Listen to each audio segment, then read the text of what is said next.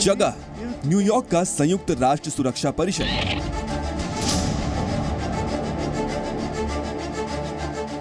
वजह middle east में जारी तनाव पर चर्चा।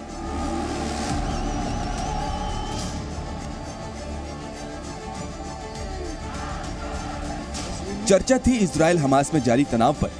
इजराइल के किबुत्स में 7 अक्टूबर को हुए नरसंहार और उसके बाद शुरू हुए वार पलटवार पर। लेकिन अमेरिका के निशाने पर आ गए फिलिस्तीन और पाकिस्तान जैसे देश, वो देश जो आतंकवादियों की पनाहगाह के तौर पर जाने जाते हैं।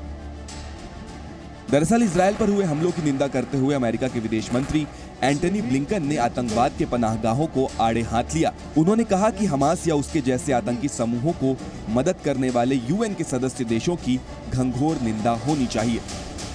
This council has a responsibility to denounce member states that arm, that fund and train Hamas or any other terrorist group that carries out such horrific acts.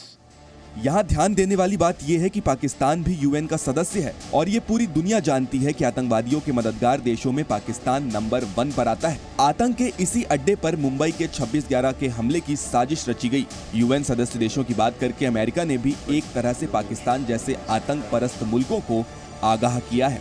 America की इस चेतावनी का सबसे बड़ा सबूत ये भी है कि ब्लिंकन ने इजराइल के नरसंहार की तुलना मुंबई के हमलों से की है। अपने भाषण में उन्होंने किबुत्स बेरी में इजरायलियों की मौत को मुंबई के 26/11 अटैक से जोड़ा और कहा कि ऐसे बर्बर कांड कहीं भी हो उसे सही नहीं ठहराया जा सकता।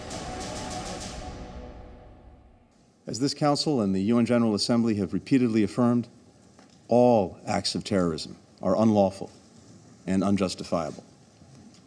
They're unlawful and unjustifiable whether they target people in Nairobi or Bali, in Luxor, Istanbul or Mumbai, in New York or Kibbutz Berry. They're unlawful and unjustifiable. Blinken यहीं नहीं रुके। यूएनएससी की बैठक में उन्होंने मुंबई हमले को अंजाम देने वाले पाकिस्तान के आतंकी संगठन लश्कर ए तैयबा का भी खुलकर नाम लिया और उसे हमास जैसे क्रूर संगठनों की श्रेणी में रखा। Whether they're carried out by ISIS, by Boko Haram, by Al-Shabaab, by Lashkar-e-Taiba, or by Hamas. They're unlawful and unjustifiable, whether victims are targeted for their faith, their ethnicity, their nationality, or any other reason.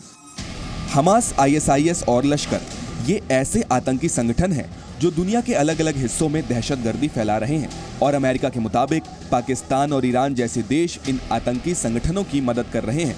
Israel इस बात को चीख चीख कर कह रहा है कि ईरान के सपोर्ट से ही हमास ने उस पर हमले किए। अमेरिका ने भी ईरान को चेतावनी दी और इशारों में कहा कि अगर उनके नागरिकों को कुछ हुआ तो वो ईरान को छोड़ेगा नहीं। The United States does not seek conflict with Iran. We do not want this war to widen.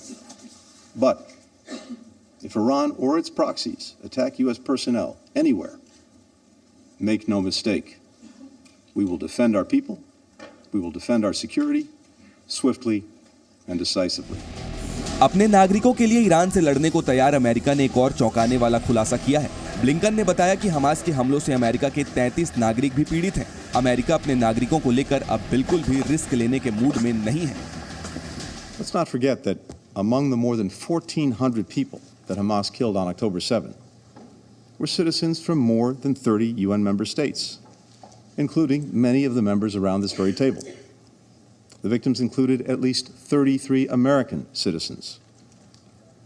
Every one of us has a stake. Every one of us has a responsibility in defeating terrorism. Hamas के आतंकी मंसूबे और Iran को उसके support से America चिंतित है। इसीलिए उसके विदेश मंत्री एंटनी ब्लिंकन रात दिन मिडिल ईस्ट के देशों से मिलकर युद्ध को बढ़ने से रोकने की कोशिश कर रहे हैं। Z News।